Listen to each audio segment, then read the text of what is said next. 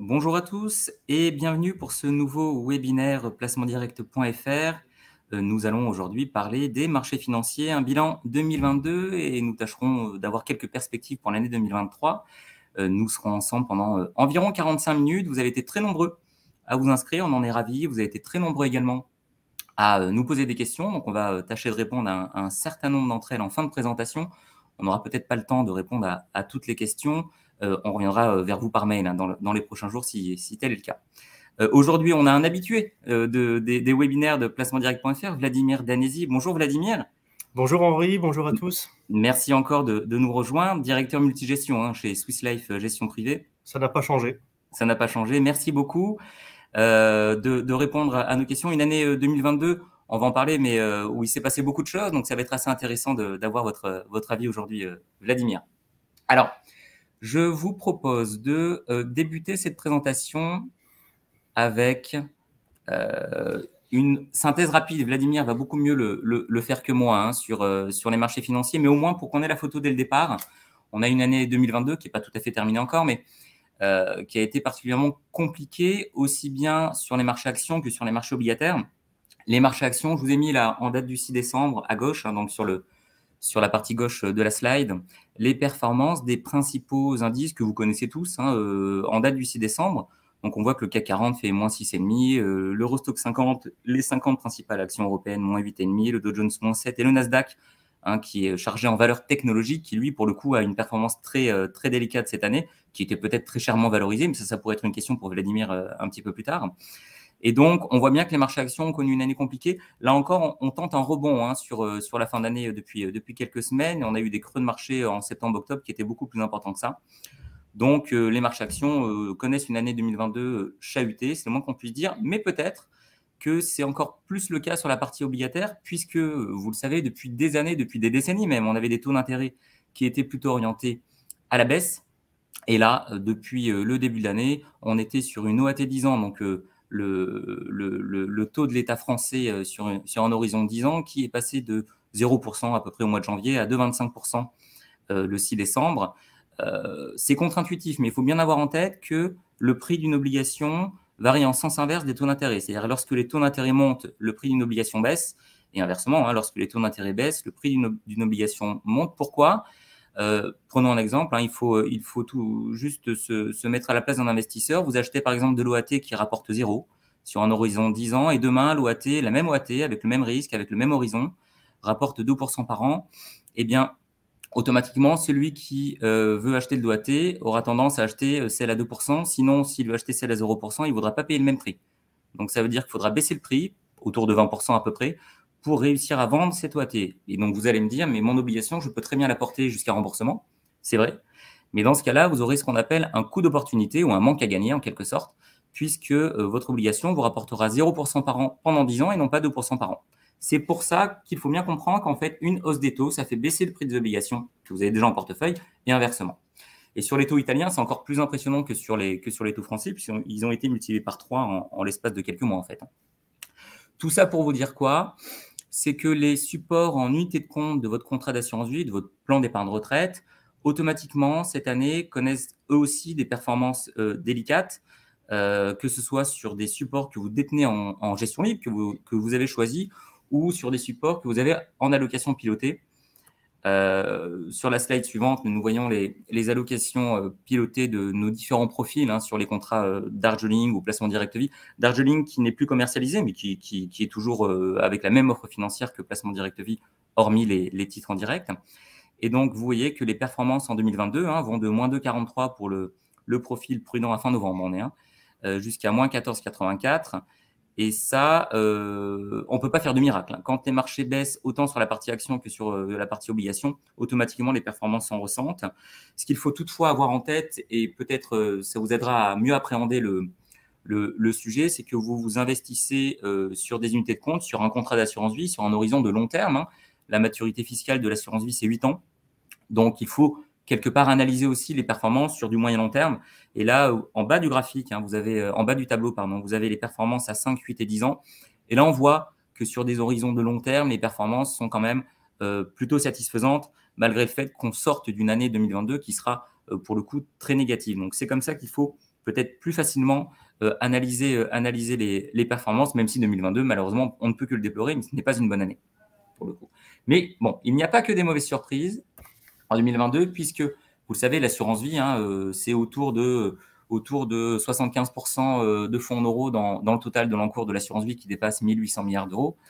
Et en 2022, les résultats vont être annoncés en début d'année prochaine, entre janvier et février, mais on devrait avoir une augmentation du taux de rendement. Et ça, c'est un point très, très important. Pourquoi ? Parce que dans la lignée de l'évolution des taux d'intérêt depuis des années, on avait une baisse du rendement des fonds en euros. Un fonds en euros, pour faire simple, c'est à peu près en moyenne composé de 80% d'actifs obligataires, environ 60% d'obligations d'entreprise, 40% d'obligations d'État. Ça a bien basculé il y a une dizaine d'années. Avant, il y avait beaucoup plus d'obligations d'État, c'est moins le cas aujourd'hui. Et automatiquement, la baisse des taux engendrait une baisse des rémunérations des fonds en euros qui sont essentiellement composés d'obligations. Là, avec la remontée des taux, avec peut-être aussi la concurrence d'autres produits de court terme qui deviennent plus compétitifs, les assureurs devraient augmenter la rémunération des fonds en euros en moyenne cette année. Alors là, on a mis une estimation 2022, c'est la nôtre, elle n'a aucune valeur, mais il est tout à fait possible que l'on ait un rendement à 1,60, 1,70, 1,80 en moyenne sur le marché, avec certains acteurs qui seront peut-être plus généreux. Donc le fonds en euros, ce qui est important de retenir, c'est qu'on anticipe un changement de direction pour plusieurs années. Alors bien sûr, l'évolution du rendement et l'effet relatif sur le rendement sera long, comme il a été long à la baisse, il sera long également à la hausse. Mais l'important, c'est de se dire qu'il y a un vrai changement de direction et la hausse des taux d'intérêt, c'est une excellente nouvelle pour le fonds en euros à moyen long terme. C'est comme ça, c'est le message que je voulais vous faire passer. Deuxième bonne nouvelle que l'on a souvent mis en avant également chez placementdirect.fr, c'est les supports immobiliers que vous pouvez avoir dans vos différents contrats. Alors là, vous avez les SC, les SCI qui sont disponibles au sein des contrats Darjeeling, Placement Direct Vie et PER Placement Direct. Je le répète, Darjeeling qui n'est plus commercialisé, mais qui est toujours actualisé en termes d'offres financières et de sous-jacents. Et ces supports ont tous des performances positives, voire très positives depuis le début de l'année. Vous avez 3 grands types de supports immobiliers qui sont disponibles dans vos contrats d'assurance vie ou dans votre plan d'épargne retraite. Vous avez les classiques SCPI qui ne sont pas présents ici, qui sont plutôt destinés à un mode de détention en direct et non pas en assurance vie. C'est en tout cas notre point de vue. Vous avez les OPCI qui ont une quote-part financière, une proportion d'actifs financiers, donc qui sont moins purs en immobilier. Et vous avez les SCSI qui sont lancés plus récemment et qui sont clairement des supports dédiés à l'assurance vie, qui recueillent aujourd'hui un franc succès auprès de nos clients et sur le marché de l'épargne, et qui aujourd'hui permettent à la fois d'avoir des frais à l'entrée beaucoup plus réduits que notamment les CPI, puisque là, on a des frais qui évoluent grosso modo entre 0 et 2% à l'entrée, 0% par exemple pour la SCPI d'Agor. Donc ça veut dire qu'on peut également avoir en tête un horizon d'investissement un petit peu plus court, puisque vous aurez besoin de moins de temps pour rembourser le coût d'acquisition. Donc ça, c'est assez intéressant. On a des performances qui tiennent, une volatilité bien sûr maîtrisée, un niveau de risque généralement entre 2 et 3 sur un niveau qui va de 1 à 7. Donc c'est quelque chose qui fonctionne bien, qui a été très apprécié des épargnants cette année, et ceux qui ont misé sur l'immobilier s'en sortent plutôt bien aujourd'hui. Après, bien sûr, l'immobilier jusqu'ici tient, les supports immobiliers de l'assurance vie, de l'épargne retraite tiennent. Jusqu'à quand ? Parce que les taux d'intérêt, on peut penser que l'augmentation des taux d'intérêt aura un impact sur le prix de l'immobilier, puisque ça viendra baisser la capacité de pouvoir d'achat immobilier des acquéreurs. Donc, ça, c'est quelque chose à avoir en tête. Mais en tout cas, jusqu'à présent, l'immobilier tient remarquablement bien son rôle. Alors, Vladimir, c'est peut-être à vous de prendre la suite pour faire un focus un peu plus détaillé sur ce qui s'est passé cette année sur les marchés. Pas de problème, merci beaucoup Henri. Je dirais, premièrement, ces graphiques, c'est pour un peu rappeler ce qui s'est passé sur les marchés. Alors, Henri l'a déjà évoqué au début de la présentation du webinaire, mais globalement, il me semblait intéressant de reprendre sur le graphique de gauche. Vous voyez en fait ce qui s'est passé depuis le début de l'année, à la fois sur les marchés actions. Alors les marchés actions, en fait, là, il y en a plusieurs. En bleu, c'est l'indice des actions internationales représenté. Alors, il s'appelle le MSCI World. Le MSCI, c'est une grande entreprise qui fournit beaucoup d'indices. En gris, vous avez les actions de la zone euro.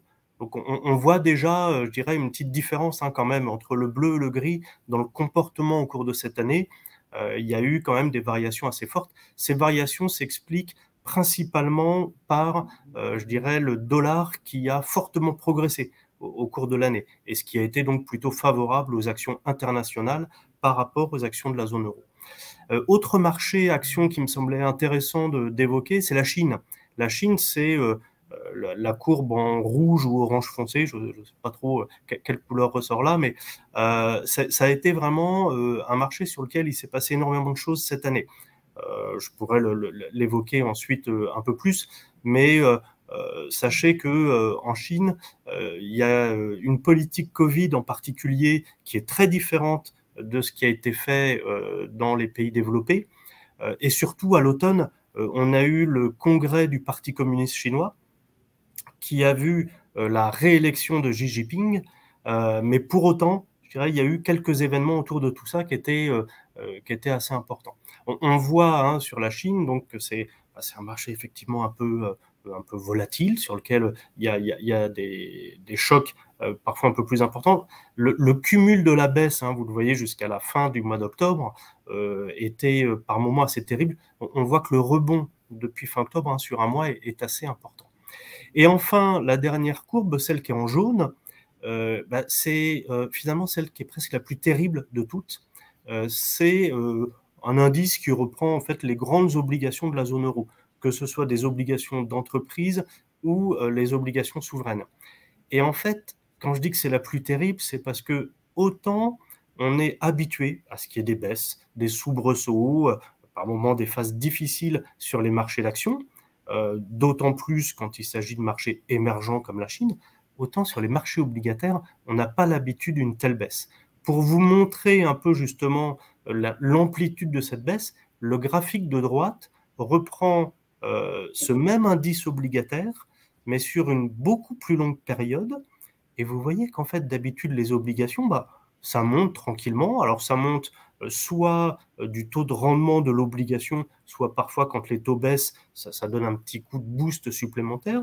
Il y a de temps en temps des petits soubresauts, on voit des petites baisses, mais vous voyez qu'à la fin, ce n'est pas une petite baisse, que là, c'est une véritable chute sur ces marchés obligataires qui a eu lieu. Chute que, historiquement, je dirais que je suis plus tout jeune, je connais des gérants qui eux-mêmes sont plus âgés, même parfois significativement que moi. Aucun ne m'a dit avoir déjà connu un tel phénomène sur les marchés obligataires. C'est vraiment quelque chose d'exceptionnel qui s'est passé cette année, à la fois par l'amplitude et par la vitesse à laquelle ça s'est passé. Or, l'idée, c'est d'essayer de comprendre un peu les raisons et, je dirais, du coup, d'essayer d'en tirer quelques éléments de perspective. Il y a eu d'une part, globalement, un phénomène sur les prix de l'énergie qui a été assez marqué. Et les prix de l'énergie ont ça de bien ou de terrible, tout dépend de quel côté on se place. En fait, ils impactent un peu toute la chaîne. Parce que ça va impacter la chaîne du transport, puisque pour transporter, il faut du pétrole. Ça va généralement impacter aussi tout le secteur énergétique au sens large, l'électricité, hein, beaucoup d'électricité est produite à partir de pétrole. Et puis la chimie intervient aussi dans le pétrole. Et enfin, toute la chaîne de production industrielle est impactée généralement par ces prix-là. Ce que l'on voit vers le milieu de la courbe, vous voyez que cette baisse, en fait, c'est le Covid. Le Covid, il y a eu cette période où, effectivement, comme on était confiné, moins d'utilisation de voitures, moins de production, et donc baisse aussi de la demande sur le pétrole. De fait, les prix ont baissé. Ensuite, on a commencé à avoir une hausse graduelle qui s'est un peu accélérée, et puis vers la fin, le choc avec la guerre en Ukraine, et cette guerre en Ukraine a été un peu le point culminant qui a amené à cette hausse en définitive. Aujourd'hui, les choses semblent se calmer un petit peu. Alors, tendance baissière, à voir. On va probablement pas revenir sur les niveaux que l'on avait auparavant. En revanche, déjà, stabilisation, ça serait pas mal. Parce qu'en fait, c'est ce que j'évoquais sur le graphique suivant. Vous voyez, l'impact sur l'inflation, il est majeur de ces prix énergétiques. On retrouve le même phénomène si vous regardez dans la période novembre 2019, novembre 2020, entre les deux, on est bien sur cette période Covid. Vous voyez que notamment sur la partie États-Unis, une inflation qui était aux alentours de 3% est venue quasiment à 0% lors du confinement. Ensuite, ça a accéléré, et puis ça a accéléré beaucoup plus fort que qui que ce soit n'avait pu l'anticiper. Alors, il y a deux raisons principales en fait à cette accélération de l'inflation. Il y a l'énergie, ce que j'ai évoqué juste avant, mais surtout, pendant le confinement, en fait, il y a les consommateurs étaient confinés, mais les producteurs aussi. Les personnes qui travaillaient dans les industries pour fabriquer une automobile, par exemple, étaient confinées. Donc, il n'y avait pas de production. Et ensuite, à partir du moment où tout le monde sortait de confinement, le consommateur pouvait à nouveau consommer, mais il n'y avait plus de stock. Il n'y avait personne en face qui avait produit pour produire ses stocks.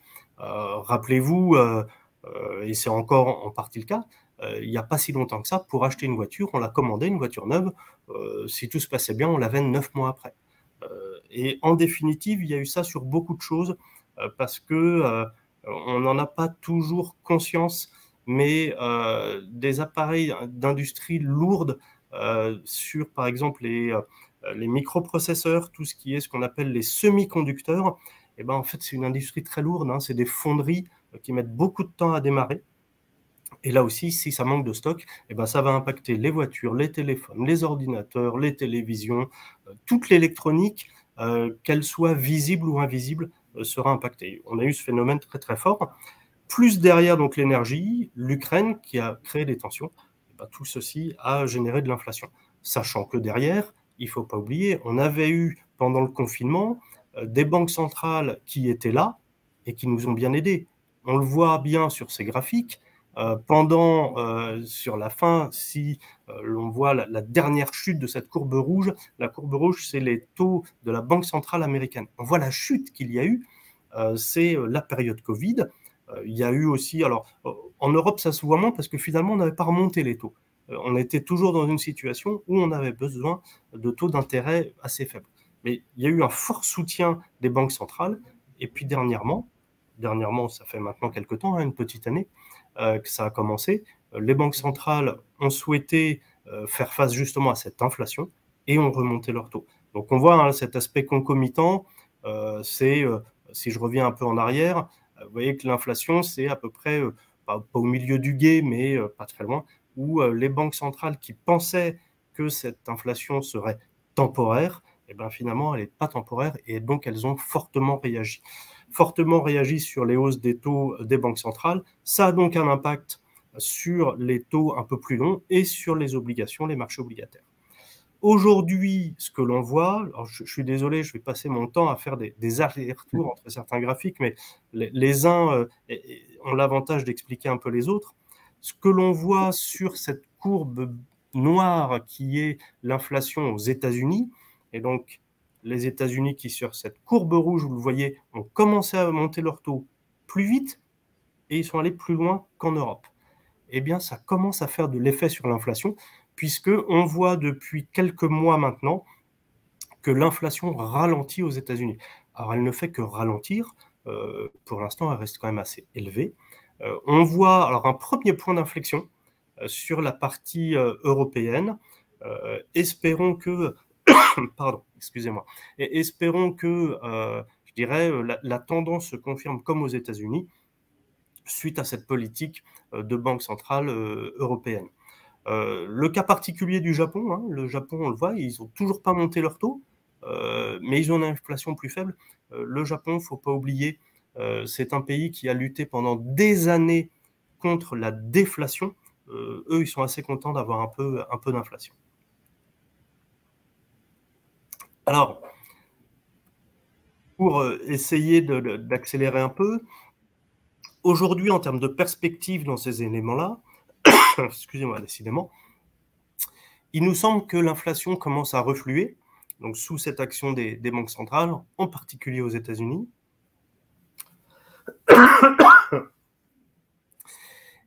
Les banquiers centraux donc, devraient ralentir. Hein, c'est vraiment ce qui a été annoncé.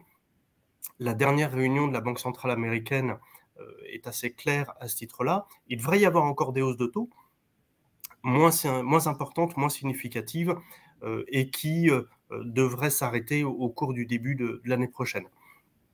Les marchés obligataires, je dirais en particulier sur les dettes d'entreprise, ont commencé à se redresser aussi. Alors si je reviens sur mon graphique du début, vous voyez sur cette courbe jaune, on commence à voir un peu une inflexion où elle remonte un petit peu. On le voit encore plus sur les marchés d'actions depuis 1 ou 2 mois. Mais globalement, ces différents marchés semblent indiquer, je dirais, qu'ils croient véritablement à cette pause dans globalement, je dirais, la hausse des taux de la part des banques centrales.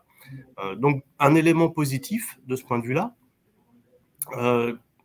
Un point de vigilance qu'il faut quand même avoir en tête, les prévisions bénéficiaires des entreprises, en particulier en Europe, semblent toujours un peu optimistes. Globalement, vous savez que ces prévisions bénéficiaires sont faites souvent par des analystes dans des grands bureaux d'études. Ça a assez peu bougé. Il nous semble tout de même que ces prévisions bénéficiaires devraient baisser un peu pour tenir compte justement de cette inflation et des problématiques, je dirais, de taux d'intérêt un peu élevés.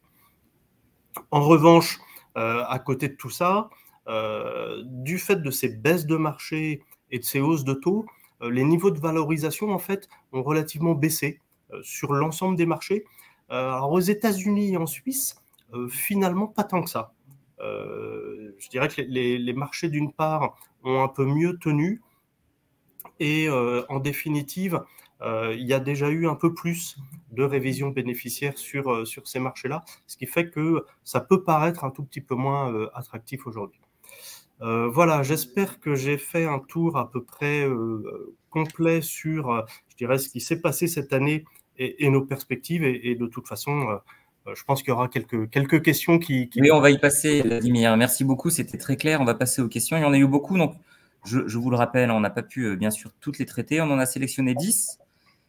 Et donc, les questions qui n'auront pas été traitées, bien sûr, on vous répondra par mail dans les prochains jours. N'hésitez pas également à nous poser des questions durant le webinaire sur la zone de commentaires. On tentera bien sûr, et on y répondra, ou si on reviendra vers vous si on ne peut pas y répondre instantanément. Alors, première question d'Eric, c'est une question pour moi, ça pour le coup. Quels risques sur le fonds en euros qui sont notamment investis en obligations d'État? Alors, en effet, c'est ce qu'on disait au début de la présentation. Le fonds en euros, c'est à peu près 80% de titres obligataires sur une maturité moyenne de 7 à 8 ans à peu près, et environ, ça dépend des acteurs, mais environ 40% d'obligations d'État. Est-ce qu'il y a réellement un risque sur le fonds en euros? Nous, notre point de vue, c'est que la hausse des taux, c'est plutôt une excellente nouvelle, parce que quelque part, le fonds en euros, avec des rendements obligataires qui ne rapportaient plus rien ou pas grand-chose, le fonds en euros continue de glisser chaque année de 0,2, 0,30 points de pourcentage pour terminer potentiellement à 0 ou pas grand-chose.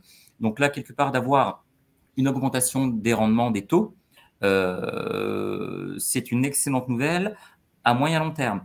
Ce qu'il faut bien avoir en tête toutefois, c'est que cette bonne nouvelle, elle sera très progressive dans le temps, parce que les assureurs, chaque année, vont donc rembourser à peu près 10 à 15% de titres obligataires qui vont arriver à échéance. Donc, ils vont réinvestir ces titres en nouveaux titres obligataires potentiellement plus rémunérateurs. Mais vous comprenez bien que ça mettra un petit peu de temps à reconstituer un stock d'obligations rémunératrices sur le fonds en euros.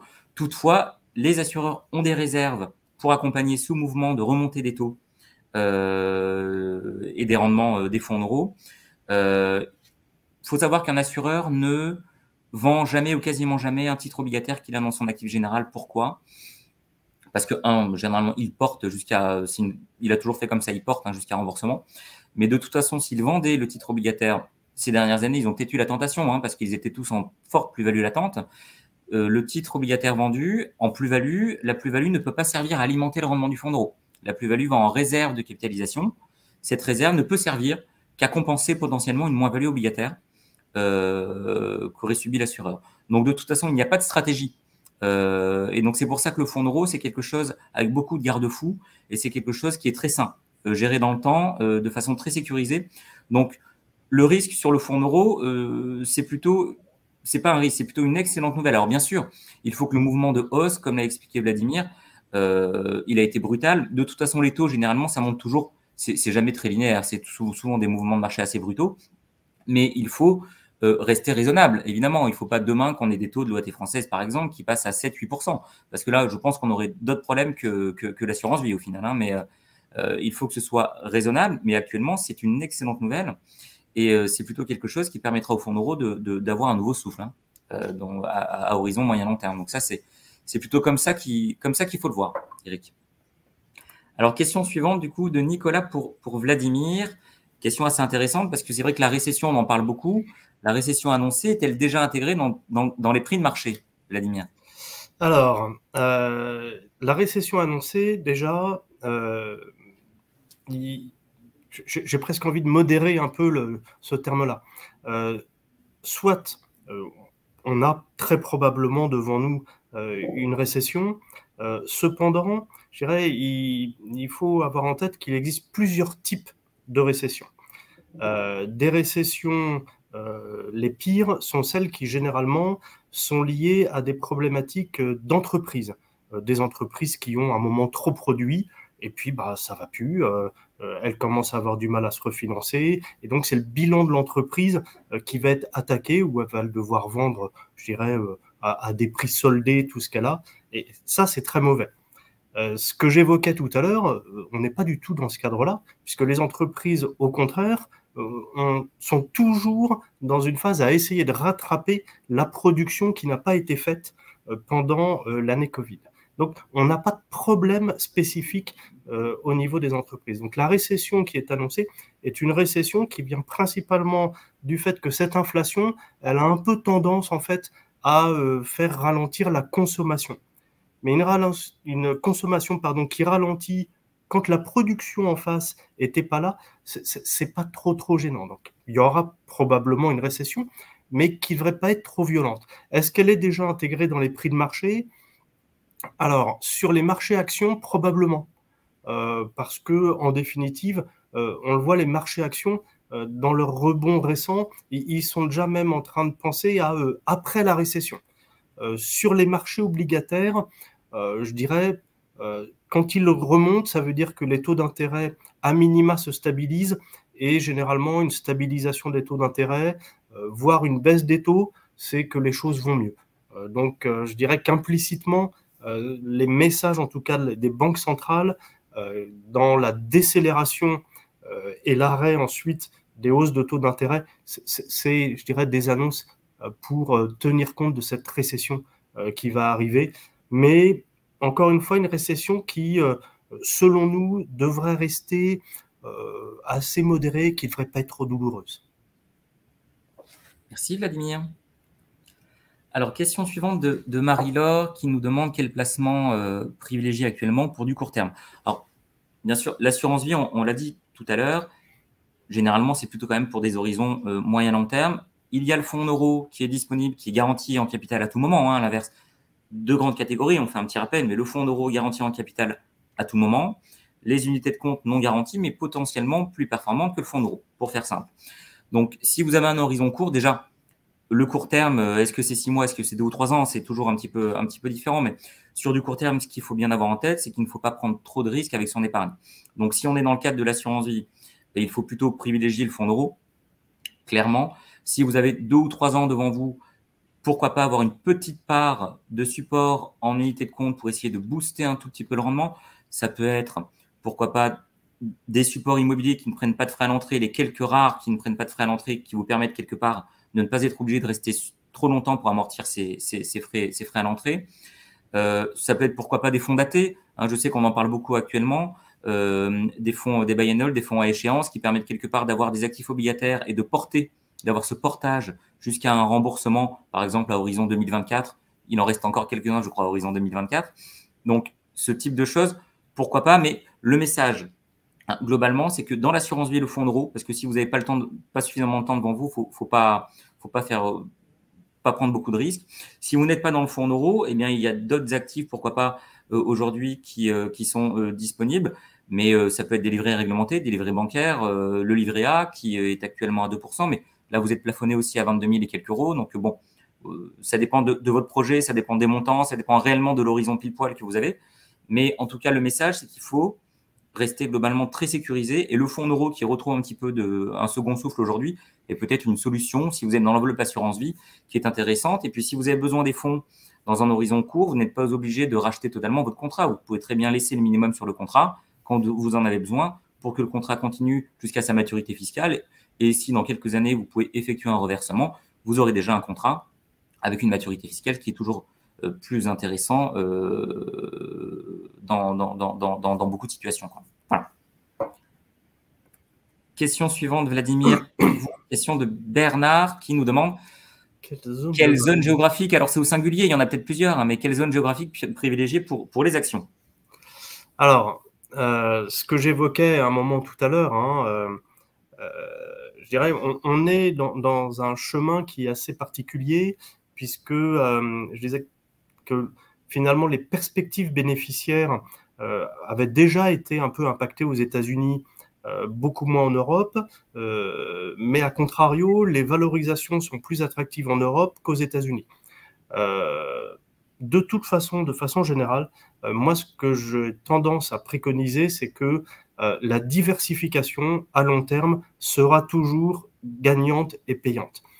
Ça ne veut pas dire qu'il faut, je dirais, être diversifié à outrance, qu'il ne faut pas non plus aller chercher de temps en temps à privilégier un petit peu une partie ou une autre, mais en tout cas, le socle de départ, c'est une bonne diversification est utile. Je dirais qu'aujourd'hui, ce que l'on a constaté, c'est globalement que sur certaines zones, il y a eu probablement des excès sur les baisses de marché. On le voyait dans mon graphique tout à l'heure, sur la Chine, ça fait quand même maintenant 2 ans à peu près hein, qu'on est plutôt en baisse. Il y a sur ce pays, encore ce matin, des nouvelles plutôt positives en provenance des autorités pour relâcher, je dirais, un tout petit peu les contraintes liées au Covid. Il y a eu aussi des nouvelles récemment sur la Chine sur le soutien à l'immobilier. Donc, bon, on a souffert. Mettre une petite pièce, si je puis me permettre cette expression, sur la Chine, bon, sur du très long terme, je pense que ce sera payant. De façon générale, donc bien se diversifier, on le voit cette année, sur, là encore, l'un des premiers graphiques que j'ai projeté, finalement, l'indice sur l'ensemble qui a le moins de secousses et qui tient le mieux, bah, c'est l'indice des actions internationales qui est celui qui inclut tout. Je dirais dans un contexte tel que l'on est aujourd'hui, où il y a beaucoup d'incertitudes, moi je préconise donc cette diversification, ne pas chercher à privilégier de façon trop significative aujourd'hui une zone. En revanche, ne pas hésiter à avoir une vision assez large des zones géographiques, encore une fois, en ayant, pourquoi pas, un peu de Chine en portefeuille. Merci Vladimir. Une question de Thierry. Peut-on recommencer à investir en support obligataire et si oui, sur lesquels? Alors là, Vladimir aurait pu également répondre, mais nous, c'est vrai qu'actuellement, pendant longtemps, on partait du principe chez placementdirect.fr que la partie obligataire au sein des enveloppes assurance vie et épargne retraite, il valait mieux l'avoir via son fonds en euros qui est à 80% en obligations parce que vous n'étiez pas en risque de marché, en risque de taux, et donc vous aviez cette fameuse garantie en capital à tout moment et une rémunération, somme toute, qui, quand les taux étaient à zéro, d'avoir 1 ou 1,5 sur un fonds en euros, c'était compétitif. Aujourd'hui, c'est peut-être un petit peu en train de changer parce qu'en effet, on peut potentiellement profiter de la récente hausse des taux d'intérêt et donc reprendre un petit peu de risque sur la partie obligataire. Nous, on a fait pas mal d'articles que l'on vous a proposés dans nos newsletters notamment sur les fonds patrimoniaux qui ont beaucoup souffert, mais qui peut-être aujourd'hui, qui mélangent, qui mixent un petit peu actions et obligations, qui peuvent retrouver un petit peu d'attrait aujourd'hui, puisque la partie obligataire, avec le portage, mais également avec, pourquoi pas, une partie plus-value, si les taux étaient amenés à rebaisser un petit peu, pourrait être intéressante. Les fonds datés, les fonds à échéance, qui permettent quelque part de s'affranchir un petit peu du risque de taux et d'avoir un peu de visibilité sur les rendements qui seront versés. Pourquoi pas? Pas trop long parce que, comme l'a dit Vladimir, à mon avis, on n'a quand même pas énormément de visibilité non plus sur la situation. Donc, il ne faut pas prendre des horizons trop longs. Ça peut être assez intéressant. Voilà, ce sont des choses où il faut y aller par petites doses. Là aussi, la diversification, c'est très, très important. Et ce qu'il faut avant tout, mais on ne le dira jamais assez, mais c'est respecter votre profil de gestion. Hein, aujourd'hui, on a des questionnaires, on pose des questions suffisamment poussées pour bien déterminer un profil qui vous correspond. Ce qu'il faut, c'est respecter ce profil pour être confortable avec ses investissements, quoi qu'il en soit, à moyen long terme. Alors, question suivante, Vladimir, pour vous, une question de Denis. Comment analyser l'appréciation du dollar face à l'euro? En effet, il y a eu des gros mouvements sur la parité, donc c'est très intéressant. Je dirais sur cette partie-là, c'est presque simple, entre guillemets. C'est ce que j'évoquais à un moment. La Banque centrale américaine a remonté ses taux plus tôt et plus fort que nous. Et généralement, les mouvements de devises sont très corrélés, très liés en fait au niveau des taux d'intérêt relatifs d'un pays par rapport à un autre. De ce fait, je dirais, pour quelqu'un qui a de l'argent même en monétaire à placer, à un moment, si c'est un Américain, il ne se pose pas de questions, il rapatrie tout son argent chez lui, puisque ça devient de plus en plus attractif d'investir. Et le flux, en même temps, crée cette appréciation du dollar. Donc, généralement, c'est lié au taux d'intérêt et aux évolutions économiques. Et de ce point de vue-là, les Américains ont été plus vite, plus forts que l'ont été les banquiers centraux de la zone euro. Alors attention, parce que du coup, ils vont probablement s'arrêter plus tôt. Donc à un moment, on pourra avoir un petit effet dans l'autre sens. On l'a déjà un petit peu, si j'ose dire, puisque dans la parité euro-dollar, le dollar est monté jusqu'à 0,95. Alors je dis monté, en fait le chiffre il baisse, mais quand le chiffre baisse, c'est que le dollar monte. Il est revenu à 1,05 quasiment, ce qui fait qu'il a déjà un peu rebaissé par rapport à l'euro, et ça c'est suite à l'annonce de Jérôme Powell, le président de la Banque centrale américaine, que sa prochaine hausse de taux devrait être un peu plus modérée que les précédentes. Donc on s'attend en fait à une hausse de taux de 0,5% et qu'il y en aura probablement plus trop à l'avenir. Donc vous voyez, une simple annonce fait déjà 7 à 8% quasiment de variation sur la devise. Donc attention à cet aspect-là qui pourrait se retourner un peu au cours de l'année prochaine. Oui, et puis peut-être aussi, Vladimir, le message, c'est que les devises, ça bouge quand même énormément. Donc c'est quelque chose qu'il faut, voilà. C'est vraiment quelque chose d'assez à la fois de fort et c'est probablement ce qui, je dirais, est le moins prévisible de façon rationnelle. Parce que ce que j'évoquais sur les taux d'intérêt, c'est de la théorie économique. Après, vous pouvez avoir des intervenants derrière, et là, la partie prévisible devient très, très complexe. Voilà, donc prudence quand même sur des volontés de s'exposer à telle ou telle devise dans vos contrats, parce que c'est difficile à analyser et à anticiper. Alors, question suivante de Philippe qui nous demande: existe-t-il un placement garanti en capital proposant une rémunération supérieure à 1%? Alors, récemment, jusqu'à il y a encore pas très très longtemps, il n'y en avait pas, parce que vous aviez le livret A qui rapportait 1%, vous aviez le fonds d'euro qui était à 1,30 en moyenne l'année dernière et l'année d'avant, brut de prélèvements sociaux de 17,2, donc en fait on était peu ou prou à 1%. Donc il n'y en avait pas. Aujourd'hui, depuis quelques mois, vous avez de nouveau une rémunération du taux sans risque qui redevient un petit peu plus attractive avec des livrets réglementés. Le livret est à 2%, il devrait encore être poussé prochainement. Le rendement du fonds en euros devrait augmenter et on espère que c'est qu'un début de cycle et on pense réellement que c'est qu'un début de cycle. Donc oui, les produits garantis classiques que vous pouvez connaître, les livrets réglementés ou le fonds en euros d'un contrat d'assurance vie ou d'un plan d'épargne retraite, commencent aujourd'hui en moyenne sur le marché à rapporter des rendements supérieurs à 1%. Donc ça existe à nouveau, mais il ne faut pas oublier qu'on sort quand même d'une période où on avait des taux zéro, voire des taux négatifs, ce qui est une aberration économique totale, mais qui automatiquement pour l'épargnant, c'était quelque chose de compliqué. Aujourd'hui, on a moins ces taux à zéro, puisque les taux ont remonté, mais on a de l'inflation, donc quelque part, c'est un autre moyen de pénaliser l'épargne. Alors, Vladimir, une question de Loïc pour vous. Est-il opportun de s'exposer au marché asiatique? Alors, on a déjà eu un petit... J'ai déjà fait un petit teasing, si j'ose dire, de cette réponse tout à l'heure sur les zones géographiques. Encore une fois, donc les marchés asiatiques, déjà, la notion de marché asiatique au pluriel, c'est à la fois une notion qui est juste et sur laquelle, attention, il y a en fait vraiment la notion de marché asiatique est quelque chose qui peut être assez disparate. Je dirais que globalement, donc, les marchés asiatiques, en particulier la Chine, ont fortement baissé sur les périodes récentes et même un peu plus longues.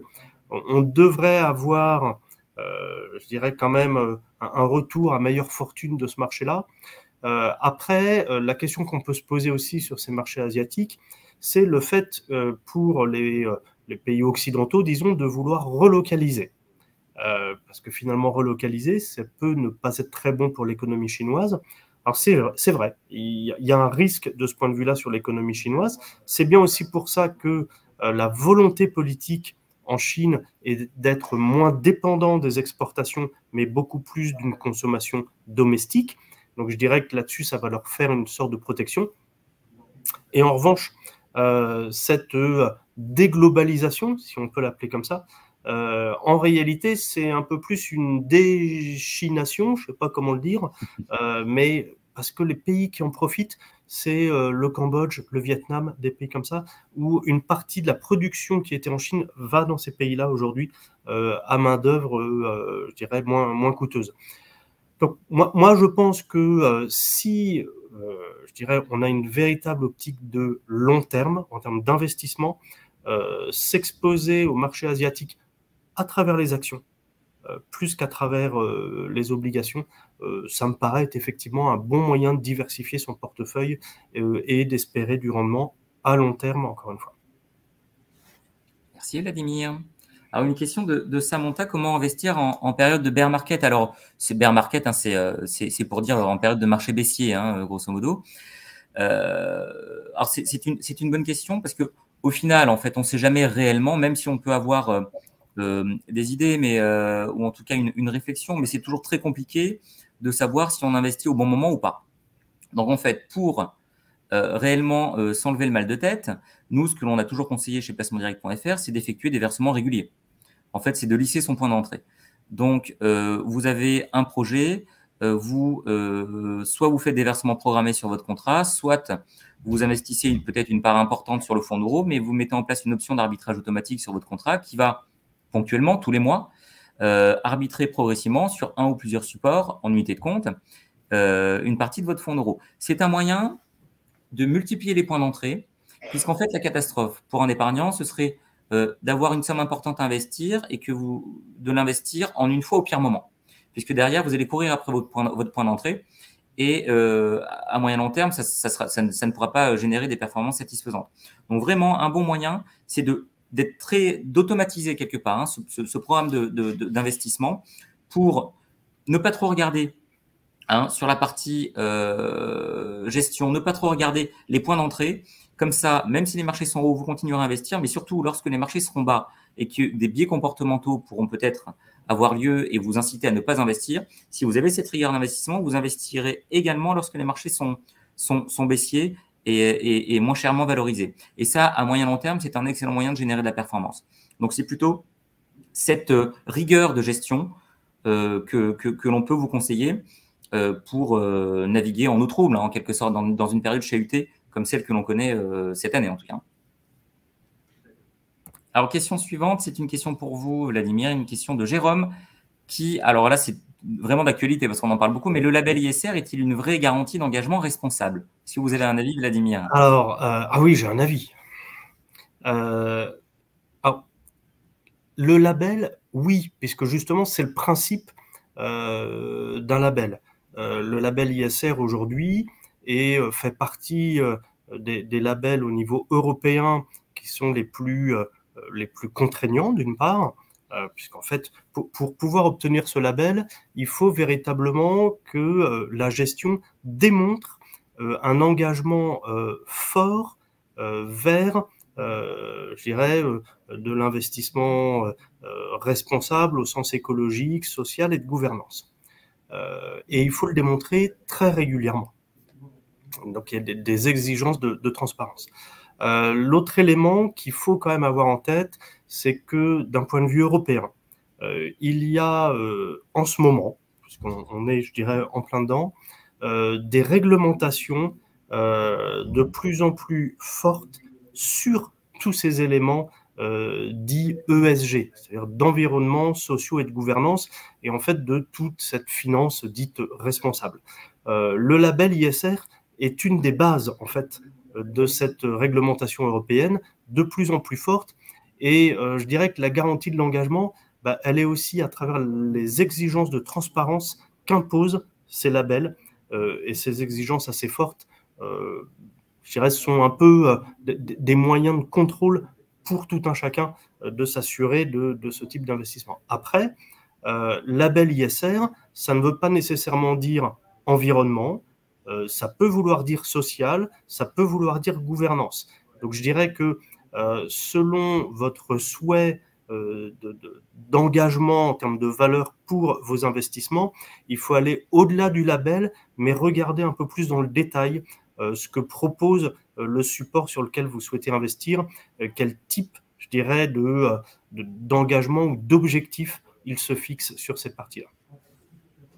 Et juste pour compléter peut-être Vladimir de notre côté, sur les 1000 fonds qui sont référencés sur nos contrats assurés par Swiss Life, Darjeeling, placement direct vie et PER, placement direct, environ 220, entre 220 et 230 sont labellisés ISR, pour vous donner aussi un ordre d'idée un peu de ce que peut proposer l'offre actuellement.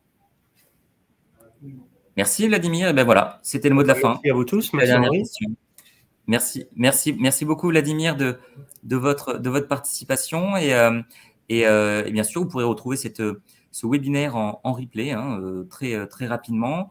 N'hésitez pas à nous mettre en commentaire ce que vous avez aimé, ce que vous avez moins aimé, si vous avez des idées pour des prochains sujets que l'on pourrait aborder avec Vladimir, ce sera bien sûr l'occasion et un plaisir. Vladimir, on se revoit peut-être en cours d'année prochaine pour évoquer le début avec grand de plaisir. Avec grand plaisir. Ce sera l'occasion. Bon, merci beaucoup et puis à très bientôt. Merci encore Vladimir. Au revoir. Merci à tous, à bientôt.